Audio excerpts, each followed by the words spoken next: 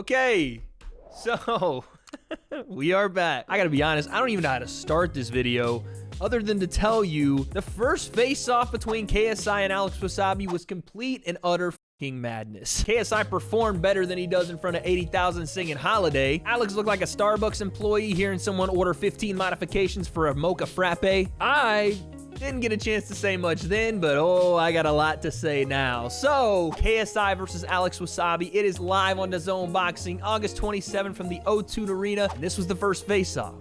The breakdown, let's go.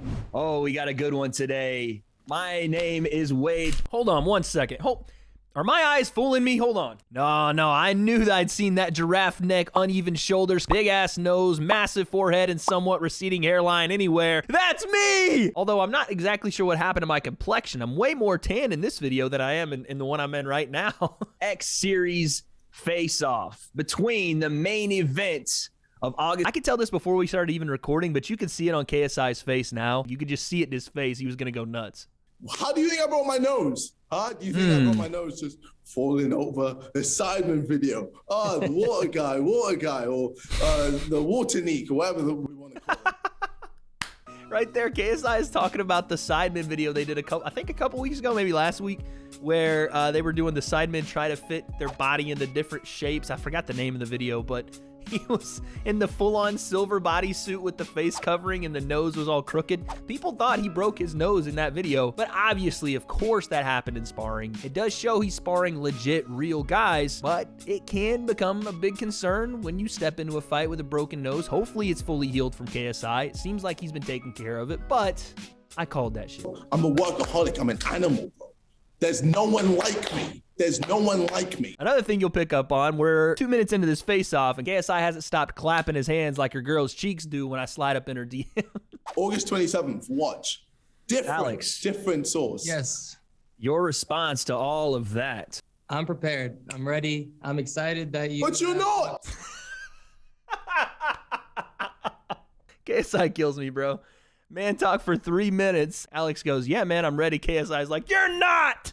So when these are happening live, in my mind, I'm trying to think of ways to give guys prompts, give them their next question, lead them into the conversation, give them something to work off of. Now that I watch it back, KSI was just not giving Alex anything. And that is obviously because they hadn't talked before, but it's also indicative of how KSI sees this fight, in my opinion. He doesn't want to give Alex a single breath. And not that you should take anything away from these face-offs, but the energy from KSI is going to be similar on fight night, in my opinion. Try not to let Alex breathe. Don't give him a single thing. It's crazy because I know KSI had just come from like a shoot for a music video or something like that before we did the face-off, and apparently this was the go-to dance move from the video. You think this is coming? This is what you think is coming? It's not, bro. Down the pipe. Down the pipe. I do like that, though. KSI throwing straight punches is something I want to see more of in this fight. But honestly, you can tell KSI does get bothered by the accusations of being a throw and hope fighter, being a wild fighter, the windmills, all that stuff that comes up when you talk about him boxing. I do have a feeling KSI is going to come out and try to prove him and everyone else that said that, including myself, wrong. We'll see how that works for KSI. I do want to see that, but I want to still see a front foot fighter, kind of like he is in this face-off, trying not to let Alex breathe. So you sound pretty confident that you're gonna win. I'm very confident. So why? I always put my money where my mouth is. I always talk the talk and I walk the walk. Yeah. So why did your team force me to put a rematch clause if I win?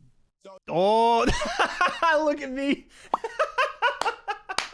Bro, my eyebrows about touched my hairline. I didn't know there was a rematch clause in the contract, so that surprised me when Alex said it. It's something that I don't think KSI was prepared for either, because he has to gather himself and think about this one. So that wasn't me. That wasn't me. That wasn't me. It's a standard thing, okay? AJ lost to Ruiz. What happened? There was a rematch clause, and then I had to rematch, and guess what? AJ won. So it's not the greatest explanation from KSI. Listen, for high-level matchups, rematch clauses are a thing. We have seen this with Jake and Tyron Woodley. There was a rematch clause there if Jake lost, and we see it for championship fights. And even for something like this, it would make sense, but the optics of it, when KSI is saying things like, I'm gonna smash you, you don't even deserve to be in the same ring as me. What Alex is doing here is showing the people, if you were so confident, why are you putting a rematch clause? Didn't you say you would never fight again if you lost? That's great framing from Alex. And again, it does paint KSI into a corner because, well, yeah, you did say those things, but Alex caught him here. And that was a great line. And again, one that just kind of puts KSI into the corner to say, you better win this fight for all the stuff you said. And then now is another thing, the weight. The weight. Mr. Alex Wassabi wants to talk about the weight, bro. Oh, man. Bro, I probably weigh less than you right now. Guess where I'm at right now? 180. Nope. 176. Hey, 176. let's go. I was shocked by that. You can't see my reaction on screen, but it was something like this.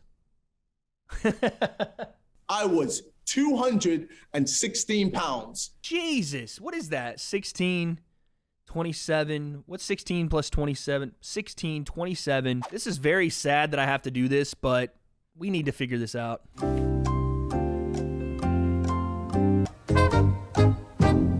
Man lost 40 pounds? Oh my God. So you can't give me this like, oh man, like I had to go up weight. Bro, I lost over 30 pounds for you, fam. And I kind of get what KSI is going for here. Like, he's frustrated that Alex keeps saying that he has to come up and wait. He feels like Alex is spinning a narrative and saying, well, I'm the only one that's having to do something here because he's the A side. He's got every advantage. But coming down 30 plus pounds just to prove that point, KSI is doing what he has to do to make this fight as fair as it possibly can weight-wise. Bro, I'm shredded. Perfect. Let's do it. I'm shredded. I look in insane shape. Insane. All right, let's switch the weight to 175 if it's not a big deal. I mean, I'm down. Why not? That was a really, really slick line again from Alex. I'll give it to him. What Alex is doing here is, again, trying to walk KSI into little traps for optics. You said this, now back it up. They will be cruisers, 180 being the limit, and that was put in place so KSI didn't have to lose 40 to 50 pounds plus. On top of the fact that Alex was already around 171, it made sense. I don't think there's going to be any switching of the contracts this close to the fight. But again, it's a nice line from Alex. And yes, KSI is going to say, let's do it. But these contracts have already been signed. Nothing's changing here. Maybe after the fight, you'll be like, yeah, I've got this huge bag, but is it really worth it? Was it really worth taking all the licks? Was it really worth, blacking out in front of my little bro, huh? Ooh, that was probably the one line that got to Alex like heavy. Alex is not a big fan of people talking about his family, which to be fair, who the f is? And eventually KSI was gonna find something, right? Something to get to Alex. He threw out about 200 billion things, and the one thing that really stuck, and you can kind of see it here on Alex's face, is to talk about his brother. That was definitely taken personally.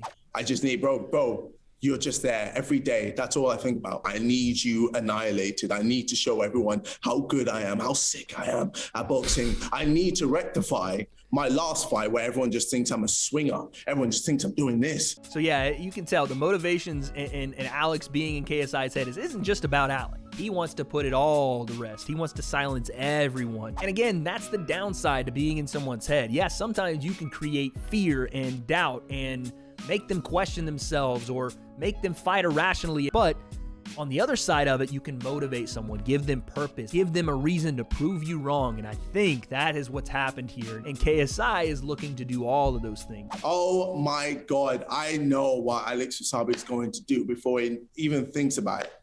He's going to go in, be like, all right, cool. Let me hit and run. I'm going to hit and run. This guy is a beast. He's a dog.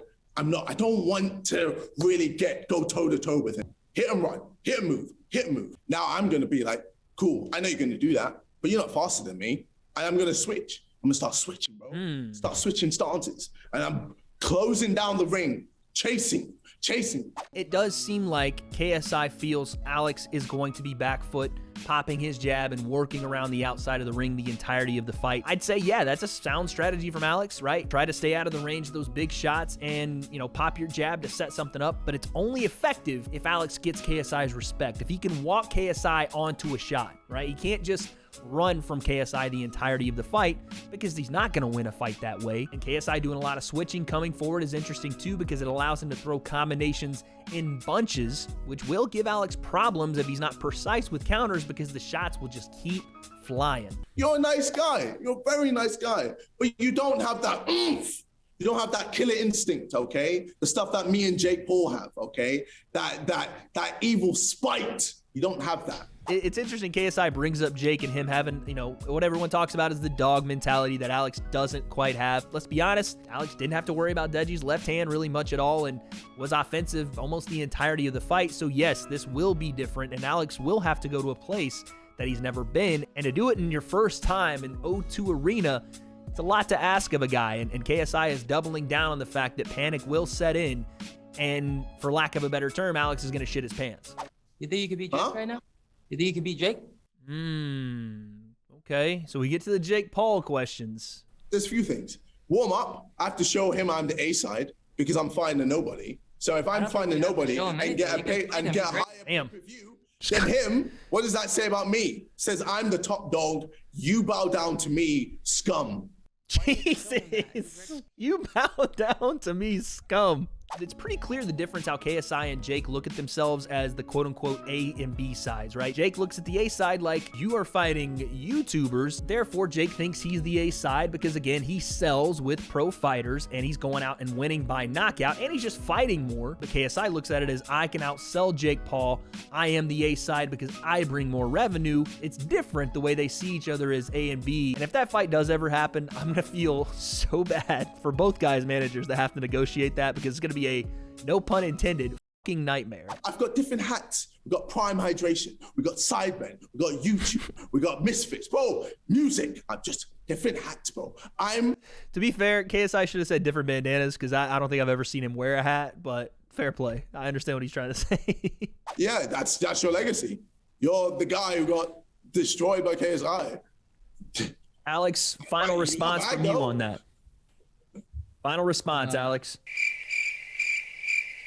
Talk to me about what it's going to mean to be... Bro, it's done! It's done! All right, so what happened here was Alex, honestly, he was just done with what was happening, right? He was done with this face-off. KSI steamrolled this thing. His energy, just him talking to Alex, about Alex, telling him how he was going to drop him face first in the canvas in front of his brother. I just think Alex, honestly, as you see there, was at a complete loss for words because he didn't really have much to say to KSI to begin with, and at this point, everything had been said. He was probably just wanting to get back to doing what he was doing, and that is, like he said, training for this fight. And obviously, KSI, you can tell by his reaction, looks at it and says, well, I got him. He's got nothing to say. And he's right. Yeah, he took over this face-to-face. He was all over Alex. Like I said, not giving him a chance to breathe. But on Alex's end, I don't know if it was like, oh, he shook up or didn't know what to say. I think it was more of just, there was just not much to say at that point. And KSI, on his end, got what he wanted. What are you doing? Are you trying to be like all mysterious? Like, oh, just wait to the fight. How well did that do for Joe Wellenberg? Damn, Joe catching strays. There it is, folks. Your main event on DAZN/Misfit Boxing X Series, August 27th from the O2 Arena. Folks, buy that pay-per-view. It's out now. Tickets are on sale. We will see you on August 27th. Thank you, gentlemen, for joining me today. Thank you for having me, Wade. Thanks, Wade. Woo! Pleasure. Let's go. All right, man. There you have it. What do you say? Listen, it was a really cool experience for me personally. I think both guys did what they came into this thing to do. This is the first time KSI had that loaded gun and he was just gonna let fire all of that ammo on Alex, and he pretty much did that.